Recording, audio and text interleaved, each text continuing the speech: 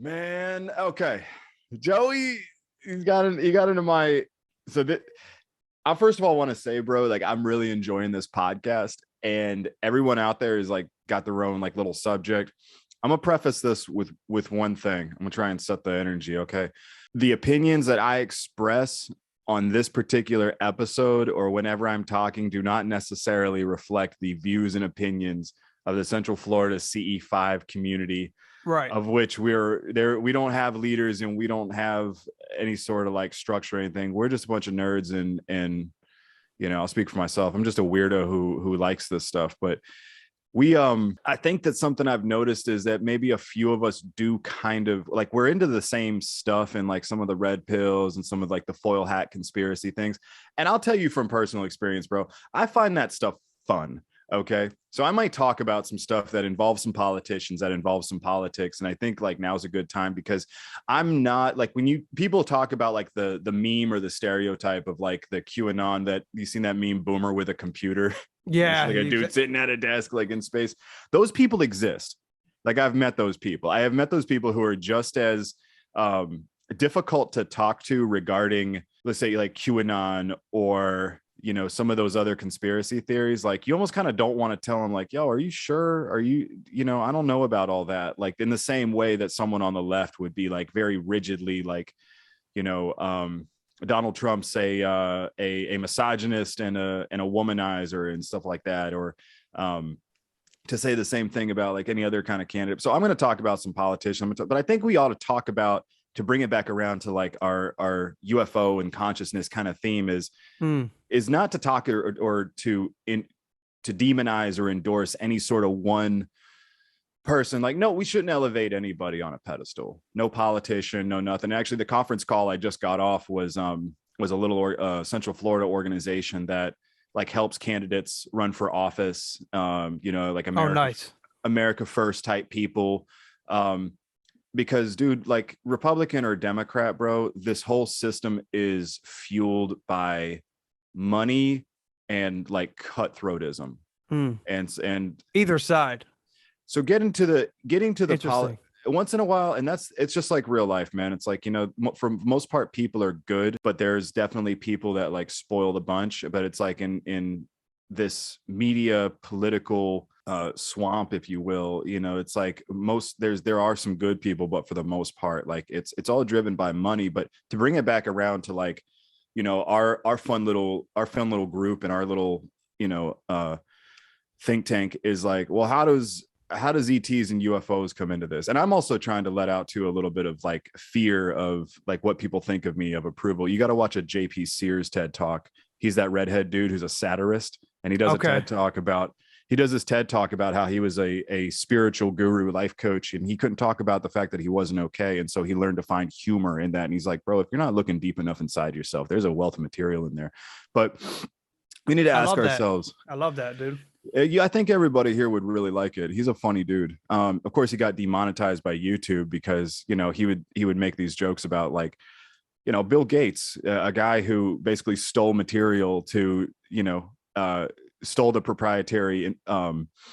He didn't exactly create everything out of his own head like Linus Torvalds did for Linux, or, you know, Elon Musk isn't necessarily being sued by anybody for saying that Elon Musk stole their idea for a self-landing rocket or anything. Like that guy does it all himself. So, you know, back in the day, Bill Gates was kind of known for not exactly, that's kind of what business is, but it's funny. JP Sears be like, you know, so a guy who just started his own software company that I guess he just found Jesus and wanted everybody to get vaccinated all of a sudden. The funny thing is he actually started that after I think he lost the antitrust suit at Microsoft, and that he was trying to get too big. And then all of a sudden the Bill and Melinda Gates Foundation decides that they're going to save the world with vaccines, specifically with that. And I want to be very careful not to get this show in trouble. So I think like I'm seeing a lot of podcasters talking about going over to Odyssey or going over to Rumble. And that's definitely something for us to explore. But like, for sure, what would happen if like, I think what we wanted to talk about was politics and UFOs, right? So let's say you turn on Tucker Carlson, or let's say you turn on CNBC, where a majority of people get their news and their information. And what do you think? What do we envision that day being? Because all the Tic Tac videos and these slow drips and stuff. We've seen more UFOs in the news, right? I've seen it every day, dude. And it's actually getting a lot more scarier now because what are the mass individuals thinking? I mean, I just went to go see the Doctor Strange 2 premiere the other day, and there was a movie trailer directed by the Peel director from from Get Out. From Get Out, and this movie's called Nope. And the first thing you see, as soon as I started seeing strange things, it's like almost like the Skinwalker Ranch type of thing, but they made it to even top that. I mean, talk about like they showed black triangles, they showed aliens and abducting people in that. And the setting's even crazier, man. And I'm not gonna lie, I really like the trailer. Because we haven't had a good. I thought the trailer. I was so triggered by it. The trailer, the Jordan Peele movies are good. I think he's, I don't know who bankrolls him in Hollywood, and that's another rabbit hole we're not going to go down in the 40 minutes. Right. I might have on this, but whole little, yeah. His movies are fun. Like I Get Out, and what was the other one? Us. Look, I think the thing that I want to touch on primarily is that there is no free, open, independent source of news or information or media, even like entertainment, unless you actually look for it, unless you look at some of those. Dude, newspapers are dying. I even heard an ad on the radio, just because I didn't have like my little Bluetooth speaker, call Congress and tell them that you don't want radio to die. It was because all the main radio stations that have for some reason been playing like the same music over and over. A lot of people aren't reading these newspapers. A lot of people aren't reading the journal. I used to like sitting outside of Borders and just reading the journals to see what was going on. But right, there's a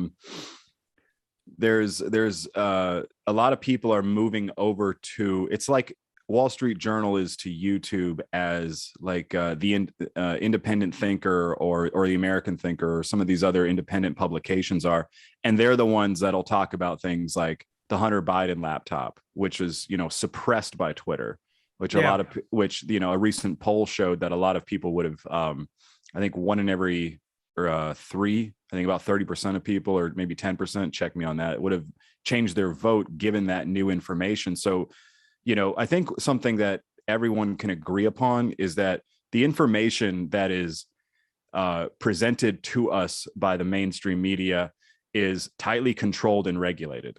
Big time. Okay. So what happened? So when they start running stories on Fox and on NBC and on, they start doing some skits on Saturday Night Live about UFOs and allowing this information to come forth, this was a topic that people were normally, people wouldn't talk about or report because, or for fear of ridicule, obviously. Yeah. Yeah. Florida man sees, flying saucers. So my question is like, why? Like, why would the mainstream media start to slow drip information about flying saucers, Tic Tacs, black triangles? I mean, you name it. Like, why would they do that? Do you believe that the next step would be something more grand? More like a false flag type of scenario, some type of global event, Joey, like a pandemic, maybe even just a small type of case where they say, oh, one of our jet fighters was shut down or something like that. Who was it? Was it the Russians? Was it the Chinese? Well, that's I think thinking a little too small, because we look back to, of all people, Ronald Reagan, in his famous UN speech. I come to think, what would happen if we faced some sort of threat from an off-world civilization? How quickly we would come together. It gives me shivers to this exactly day, but crap. there couldn't possibly be such a strong coordination by by the world media and like the World Economic Forum and the World Health Organization to say something like, oh wait, if you looked at the last 2 years, man, like it's entirely possible. It's entirely possible. The news coverage, we saw so many articles about like, a couple dying from COVID in the hospital together, and then it's like there's 20 articles that say the exact same thing, and then we have, it depends on how it's presented. And what we've seen is like, and there was Dr. Robert Malone, I actually saw him at CPAC, but he used that famous word, mass formation psychosis. Yes. I almost think like 2020 was just a dry run for what was possible. Because, I was initially convinced, like, I'm covering my mouth with a t-shirt thinking I don't want to get sick because I didn't know what was going to happen. And I actually got COVID, bro, and it sucked. I didn't get over the coughs and stuff for like about a month and everything. So I'm definitely not minimizing. And I have friends who've, lost family members to it and stuff. But of course, people when we get older,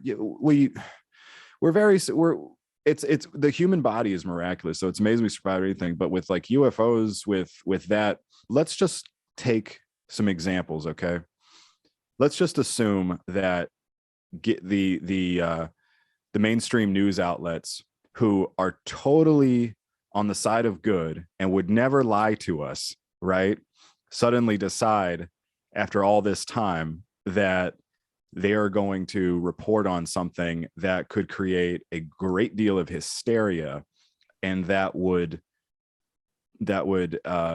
drive the world governments to somehow join forces, basically, under the guise of this threat. And it's funny, using COVID as an example. Again, don't want to get the podcast shut down, but like, no, but it was good, man. Well, it was interesting how every single country, sort of in lockstep did the whole lockdown, except for, Florida in some cases. But what would happen? What would they say? His own country. What would they say? Like, would they say like, hey, we're seeing some unidentified craft? Let's look at the past. I'm getting off topic a little bit. So take Vietnam. Okay, a lot of good people served in Vietnam. Well, the Vietnam War was started by, and a lot of people who are kind of red-pilled would know this, the Gulf of Tonkin incident. Right. The Gulf of Tonkin incident was an attack on a U.S. naval ship, supposedly by the North Vietnamese, and this is what got us into the war. Same thing with the sinking of the Lusitania, 1915.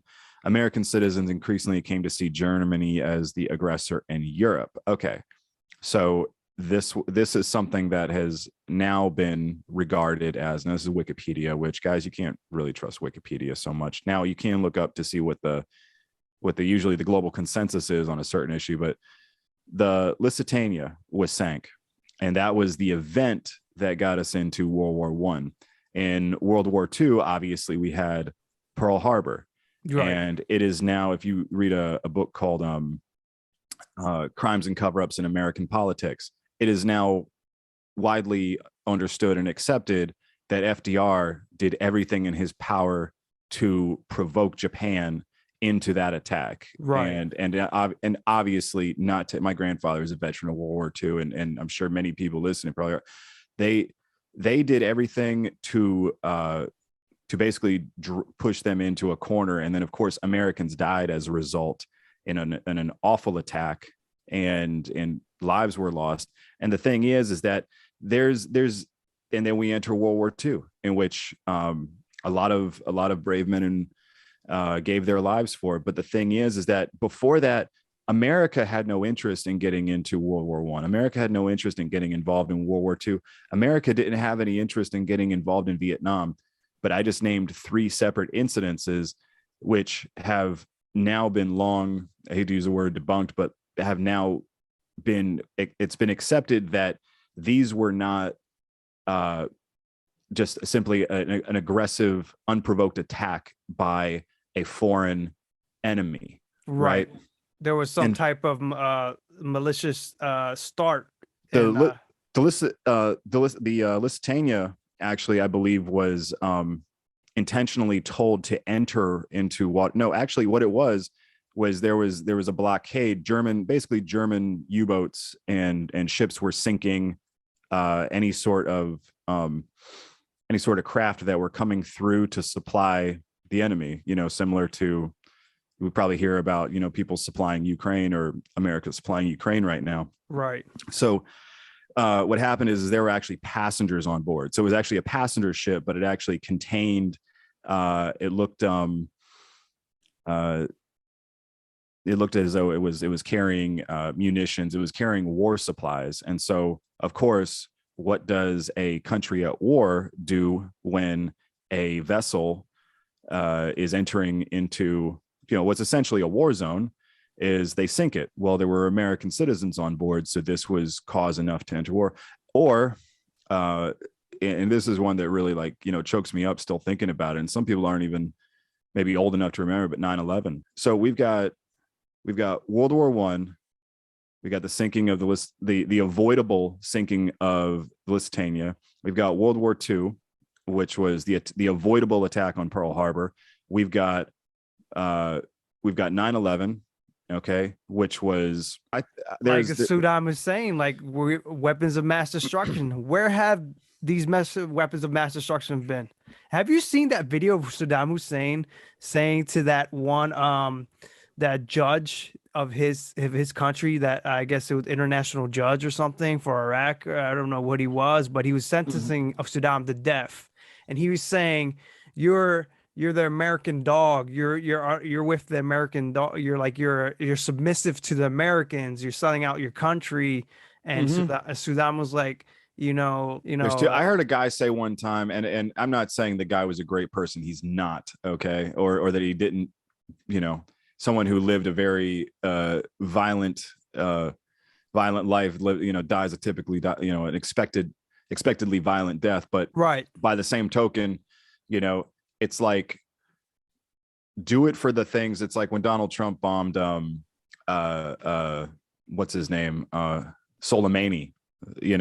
Soleimani actually was responsible for the attacks on Americans who were in. Now, whether or not we should have been in Afghanistan or in Iraq, that's a different sort of story. But the fact is we didn't somehow then try to take over a country and take oil for something. It's like punish somebody for what they did. That's what we do in our country. So yeah, with Saddam somehow being involved, and yet Osama bin Laden was the one said to be responsible. And it's like, why are we going there? Well, because there's $4 trillion worth of oil under Iraq and Afghanistan, because they don't play ball with the American banking system, same as there's trillions of dollars. Yep. There's trillions of dollars worth of rare earth minerals, which they were kind of like, Sudan was almost that whole part of the world at that time was not under the the influence of the NWO. They were still away from that. They weren't really. Certain countries have. Yeah, I think certain countries have, and when you're talking about what Saddam said before he was being executed, and I heard somebody say that he said, "Yeah, man, there's too much hate in the world." I'm like, wait a minute, I thought this guy was a monster, and he probably was, right, of course. But it's just interesting because it's like, well, wait a minute, I thought this was some vile, slobbering evildoer. That doesn't sound like the words that would come out of the mouth of someone like that. So, where we get our information from? There's a podcast called Myth of the 20th Century. I would highly recommend that you search for it. It's on BitChute. But one of their episodes was regarding Ukraine, and one of their guests actually was he's a guy that can read Russian. He's a guy that can read and understand Ukraine. He studied it. So he said, what you're getting distilled to you through American television, through American newspapers, is just stuff that imagine if you couldn't translate it. If you could, we speak English and we know our politicians are lying to us. So right. What is the actual? Well, there's a different story here, right? So we have from 9/11 back to World War I. The gist of what I'm getting at is that, or even COVID, there has never been a war or a global conflict that has been fought by America or America participated in that was done under the consensus of the people, not since the Revolutionary War. Okay. It's usually been a horrible attack. I just saw that orb fly by. There's usually been a horrible attack that you seen an orb fly by? I've seen a bug. I've seen a bug or an orb. Whichever. Really interesting. Okay. There's never been an incident. I think it's a bug though. I think I have them in here. Okay. My place was asleep. But we've never been involved in any sort of global conflict that the American people wanted to be involved in, dude. Right? Like we didn't want to be involved in shuttering our businesses and closing down our states, except for like, places like North Dakota, Florida, places like that.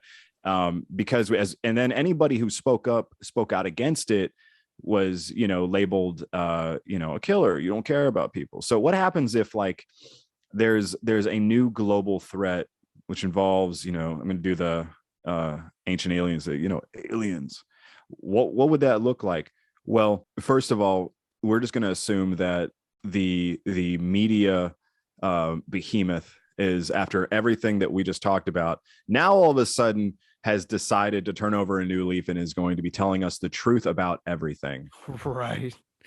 Okay. Yeah. So the thing that people need to do is like, does anybody like think critically anymore? Like, where is this information coming from? What do I know about this topic?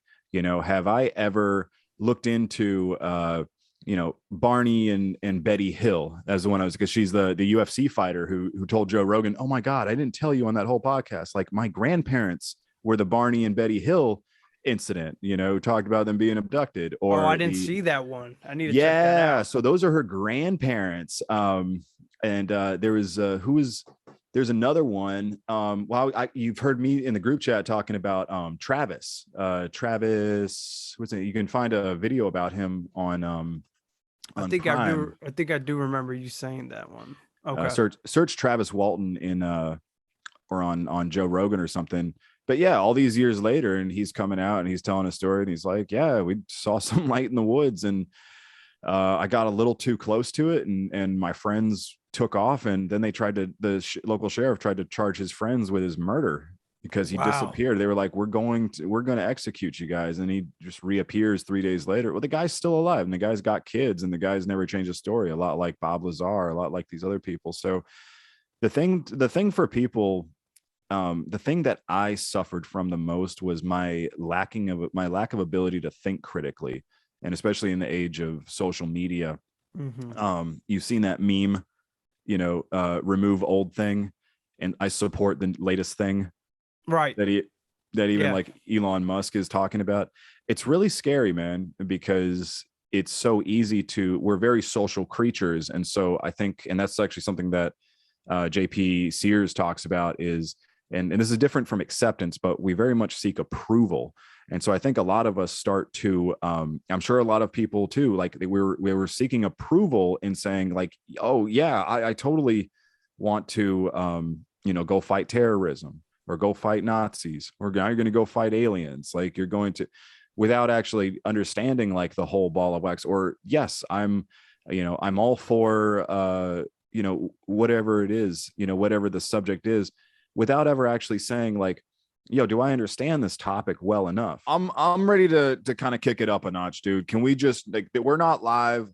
Like, let me just speak candidly. Hell yeah, dude. Go ahead, bro. Can we do that? The Kraken. This, speaking of Krakens, man, okay. So you've got, let's just talk about like 9/11, for instance. Okay. The Italian government, a NATO ally, still has an official position of, in their statements, that the CIA was involved in that. Okay. That our own government's been involved in that there's certain guys who did, drywall were in the building, and there's no way two airplanes managed to bring down those two towers. And by the way, Google somebody named Larry Silverstein. Okay. The guy who bought the Twin Towers and took out a $3 billion insurance policy. and just happened to not be at work that day. Neither was his whole staff, nor his daughter, who were always at work on time at the Twin Towers. Interesting. Just happened to be stuck in traffic and then at a dermatologist appointment. Just, lucky Larry. Yeah. Just wasn't there. It's like the three guys that were on the Titanic who opposed the central bank, who just all happened to be on the same ship that sank. You know what I mean? Right. So, when you've got these Legion of Doom looking cats like Charles Schwab coming up, and by the way, these are characters now that are now entering into mainstream the mainstream codex. Okay, there's people who are widely regarded as, these are the players, the George Soroses and these individuals, and I still don't believe that the royal families, the Jesuits, the Vatican, some people say it's Masons, but these individuals. I could get in with the Masons, bro, but I'll let you finish. Yeah. What's funny is I have someone in my family who's a Mason, who's a really decent guy, but that Randall Carlson Sacred Geometry video, I found a different video of him. I just was Googling his name, and he was on a Red Ice podcast, and Red Ice is a little more of a fringe type of show. We'll just leave it at that. Okay. But one of the things that they say out the gate is that he's a Mason, but this guy is so cool to listen to. It. He talks about the age of ancient civilizations, the history of Atlantis, the history of our world, the cataclysmic events, and the intelligence underlying everything. But at the end of the day, the thing to realize is nothing that TV is saying is true. All right. And anything that is true is meant to guide your thinking into something. Anything that may be based in truth is somehow being manipulated. Right. Anything that's based in fear. Like I want to piggyback off what Jerry said, anything that's based in fear, because if it sounds like they're trying to fear monger you, it's because probably half of it's bullshit. Well, fear is a very powerful tool, man. Yeah. It's a very powerful weapon. Let's look at COVID. Yeah. We didn't know what was going on. I got pissed off at some guy for laughing in my direction at a 7-Eleven because there was a virus going around, right? Do you know how filthy our world is? And despite our sanitary standards in America, like, do you know how often your body is fighting off, is in a constant war with pathogens and viruses? And it's like, dude, something's going to kill you. Okay. It's probably going to be when you get older and because your immune system gets weaker. Okay. That's what it is. And it was interesting. Actually, I saw something on Spirit Science where they were talking about Feng Shui. That's what you see these carp. You see these 9 carp behind me? That's Feng Shui, because that's facing the northeast. And I just happened to buy a house that's the front door is facing the northeast. I've got my Mandarin ducks because I'm trying to find love. Where? Over here. Where's it? North. That maybe that's northwest. Okay. Nothing's throwing off your Feng Shui, Jerry. You know what I mean? Bro, and you know what I learned that the Feng Shui is Feng Shui means wind and water, because they believe that chi is carried on wind, okay, and it's held by water. All right. And it was funny because in the video, he's actually got a female narrator. You got to watch this, man. Spirit Science. Send me those links, dude. You got to send me those links. I'm going to send you those links. I'll put a link. Actually, I'll send it to you so you can put a link in the thing. But yeah, it was funny because they're little animated videos too. Little patch doll guys, but they're like those after school specials where you're watching something and they're like, oh, I love after school. So, and that's where I was referring to the Randall Carlson thing, but it was funny because the Feng Shui video is after it kind of covers what Feng Shui is, the movement and holding of energy and having your surroundings and there's, of course, there's a lot of people that are full of shit that'll take, thousands of dollars of your money and tell you that, they're going to up your chi or something like that. But so, just like yoga or just like jujitsu or something, like find someone who actually knows what they're talking about. Right. But it was funny because they said, did you ever, I went 2 years without getting COVID, bro. Yeah. I didn't with that. I was having conversations with people this close to me Right. who then go on Facebook and say they can't taste anything. And no one that was sitting with her got COVID, right? And then these are the opinions and views of Jerry and Jerry. And then like my roommate got it. Yes. He got a little bit of a sniffle, tested positive. I'm living with the guy and I get 2 negative tests like in 7 days, you know? And then I got sick as a dog after I moved in here. I was in a relationship that was very, very tenuous. And I just remember getting sick a lot. I wasn't getting a lot of rest or anything, but I remember it was very emotionally like, you know, walking on eggshells and stuff. And I noticed I got sick a lot. And so it was funny because in the video, the Feng Shui video, she mentioned it was, you know, the improper flow of energy, or like a bad connection basically can create it can increase the likeliness that you could say fall ill. And she goes like you know, yeah, sort of alluding to like COVID, 5G, like whatever, you know, that sort of thing. But I loved how she brought that up because, you know, you said within your past relationship, you said you were feeling sick.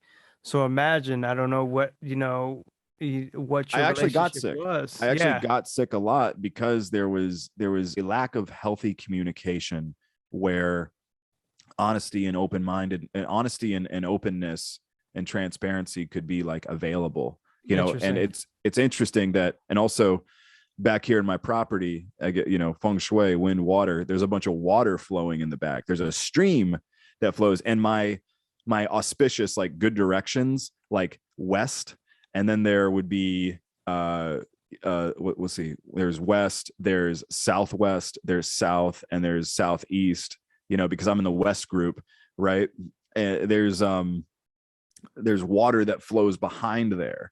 So, you know, just like with overworking or not working at all, you know. Right. I was having this conversation actually with a friend regarding, you know, I was like, you know, I kind of took a day to myself where I just, you know, recouped and recovered. I went and worked out. You know, I'll eat something, I'll have some cheesecake, you know, but like I wouldn't have cheesecake all day, every day. But I also wouldn't like, you know, just eat, you know, I wouldn't like starve myself, you know, if I had an active lifestyle. And it's kind of like that with like relationships, or like are indulging in like media and stuff. Like I like to frequent the tinfoil hat forums. I love a good schizo thread. Okay. I love a good thread where there's graphics that, you know, it's like, dang, if this thing about Antarctica isn't real, whoever wrote this should be a sci-fi writer, man. Cause this is fun to read. There's and maybe a bunch it of is shit real out there, dude. There's a bunch of stuff, dude. But there's this channel called Mr.Mythos, and I follow him, dude. He goes in depth. Hollow Earth, dude.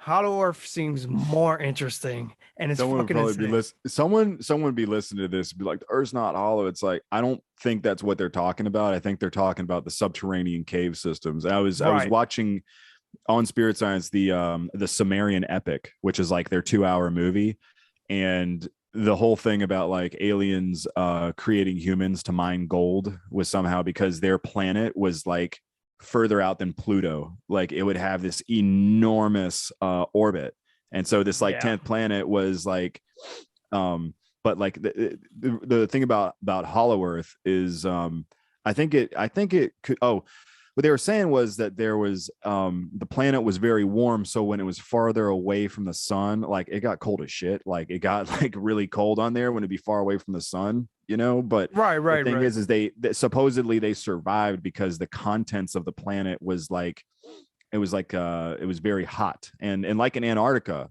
they've found there's liquid water systems under what is, you know, what people think of as like the coldest like uninhabitable place on earth. It's like, no, bro, like there's life there. Like there's liquid water flowing through there. Human beings, animals, when a lot of animals went extinct, but we also survived times on this planet where there was ice 2 miles thick, something like the wall out of Game of Thrones. Like there was ice 2 miles thick and we still managed to survive from. Are you pulling something up for me? I am actually. How did you know, dude? Just because I could see you typing.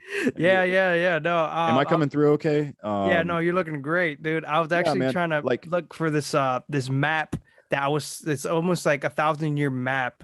Oh yeah, that supposedly they with wouldn't have known. animals on Antarctica, dude. Like Well, legit mastodons and shit, dude. I saw some like Discovery Channel thing, dude, where me and my buddy, we were getting high one night and we were watching this thing on like Discovery or something, and it's like Yeah. little penguins in Antarctica, and then like you see a penguin jump out of like this lake near like a rainforest, because there's a point on the planet where like desert and rainforest and Arctic conditions all lie within like a very close like parallel. And my buddy's like, you know, taking a hit of his pipe.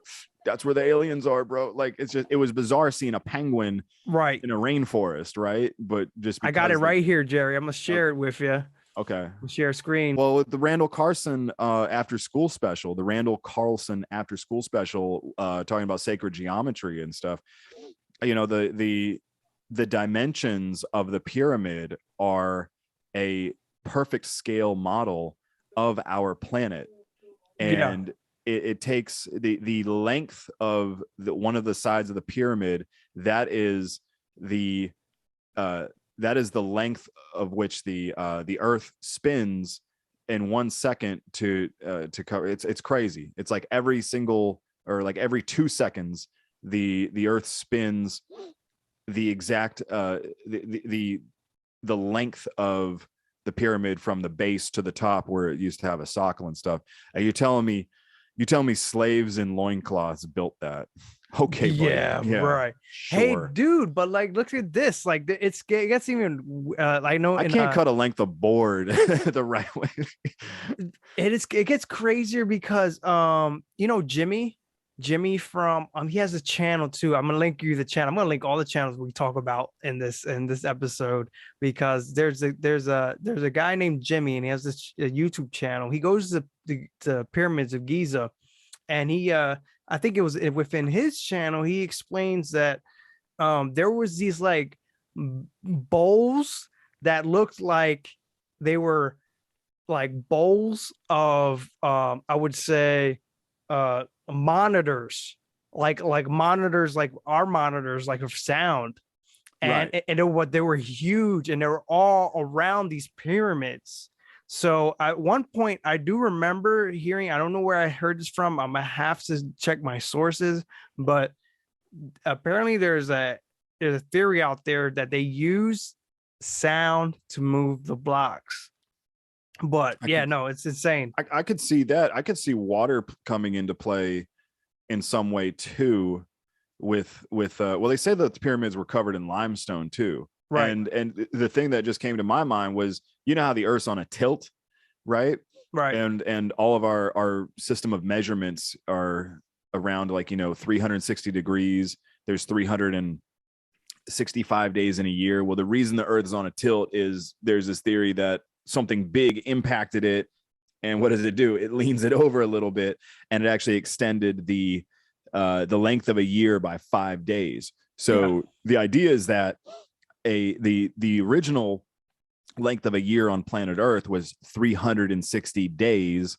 You know, there's 60 seconds in a minute, there's 60 minutes in an hour, you know, 3,600, 60 times 60. I mean, there is this intelligence and this consistent it's kind of like music, where there's a way in which there's a God, what's the word I'm looking for? But basically there is a consistent pattern and discernible mathematical structure to the universe, and that the ancients knew this, and they built this into things like the pyramids. So speaking of pyramids and the Earth being tilted, what you see is that there's this line about a mile in width that you have places like the pyramids, Easter Island. It's like if you were to fly around from space and look, if you were to like drop pins on all of like the major the Malaysian or like the Indian you know, the dragon civilizations, lines, right? Like they called in China, you know, they built their temples, and actually in that Feng Shui video they showed how they actually buried their dead with like a dragon and a phoenix, which was actually in their Chinese constellation. and they had like what they call like the Chinese version of the Big Dipper. And so they have, the dragon facing this way, the lion facing this way, the Big Dipper on here, because they wanted to, life is cyclical. They wanted to so they understood something about the nature of consciousness, and that's where we come back into like consciousness, Right. where they understood that the physical realm, what do they say, believe half of what you see and none of what you hear.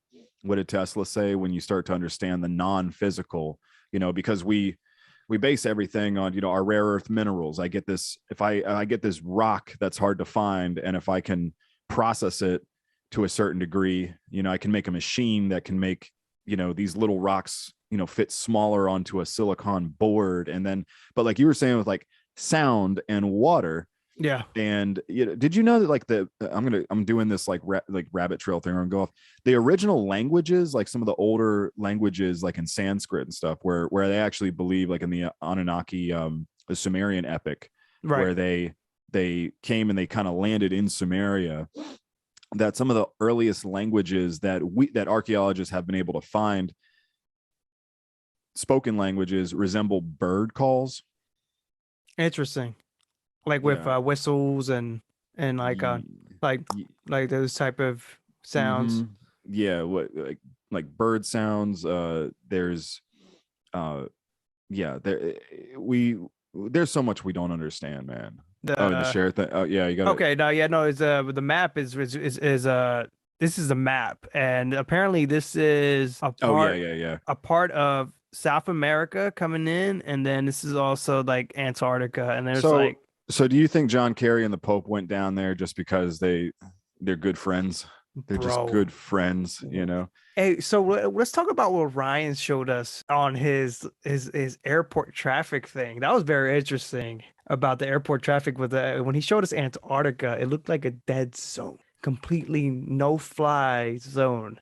Why is that? Why is that so fishy? Why is Obama's going down there and, full parade of people? Why do people go down there and they not talk about it? Why isn't it like mainstream? I mean, it's supposedly just this big sheet of ice, right?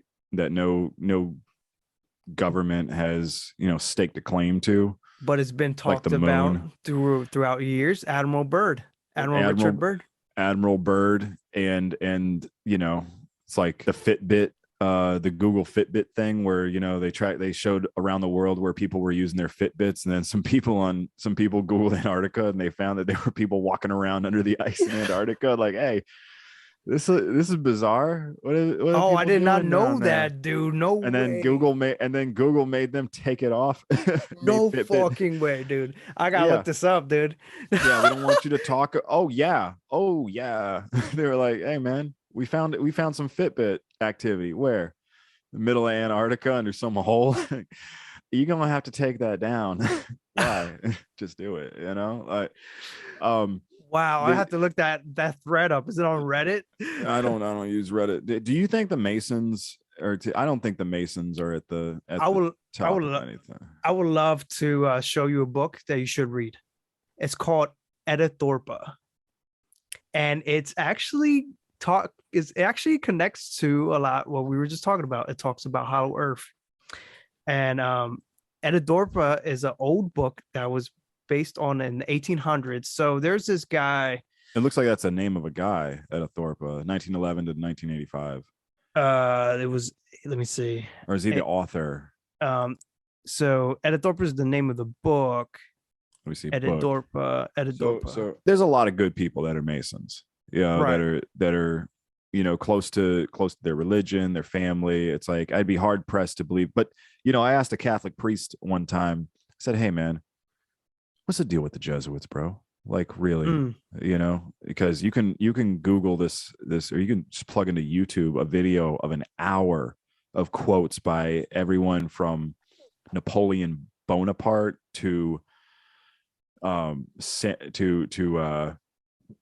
Benjamin Franklin. Who am I thinking of? Who's the second president? Is it James Madison? Yeah. There was a HBO show about it, but you know, there's definitely been there's not a consensus of, you know, these are just, you know, good people. Kind of John Adams. What do you say? I know of no group more deserving of eternal damnation in hell or on earth than the Society of Loyolas. That's strong language, bro. Yeah, no, for sure.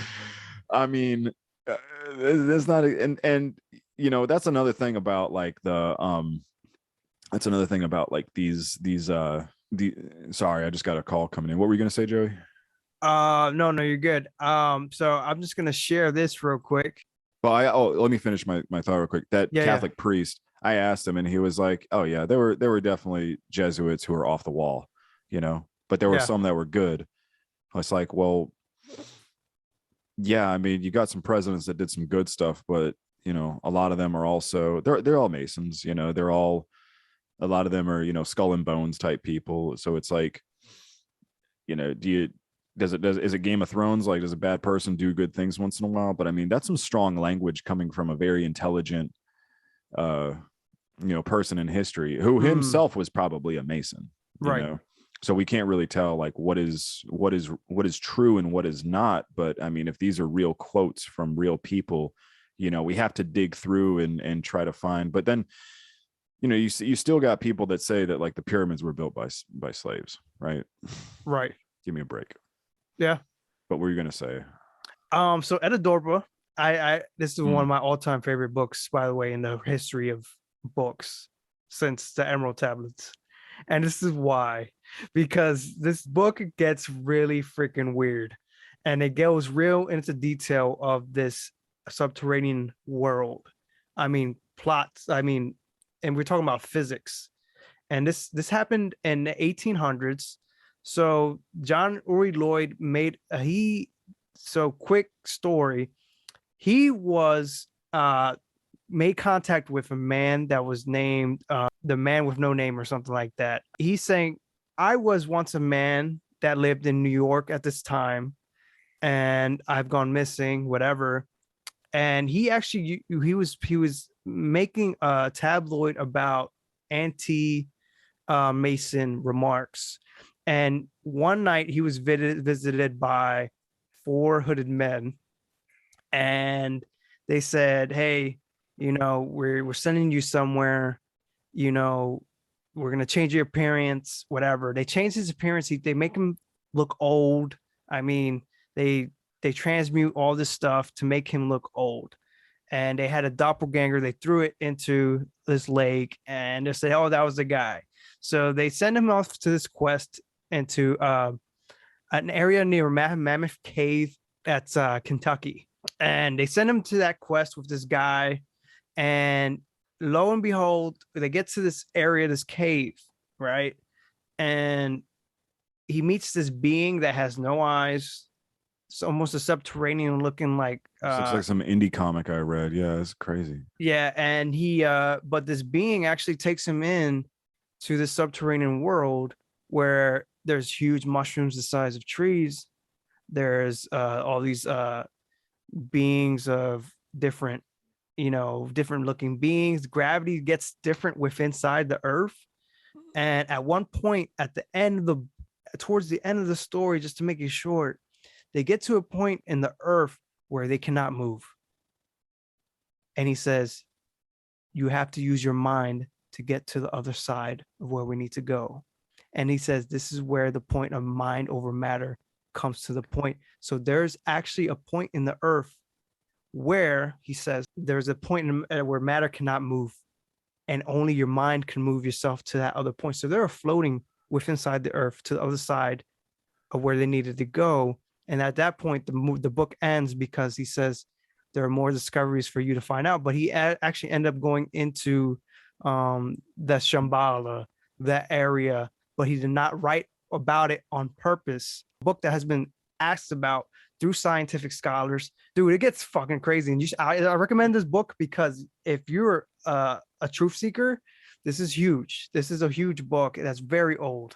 At least like 200 years old. So it sounds like those Antarctica infographics where you're just like having fun reading it. And you're like, Is it real? But Yeah, but that's it. Even if it wasn't, it sounds like a great read. But that's, you know, in things like the Bhagavad Gita in the Bible, and you know, the flood epic, you know, that Randall Carlson talked about the geological you know, fingerprint of like the rocks as they look through the history of the earth, and they can see where there were these great fluctuations of warming and cooling that, I'm sorry, no human in their pollution could ever compete with, you know, like that's a subject I'll get on, but like, yeah, it's not going to be, you ain't going to stop a meteorite or a new ice age with wind turbines, kids. Sorry to break it to you. And solar panels are extremely destructive in their production and their disposal,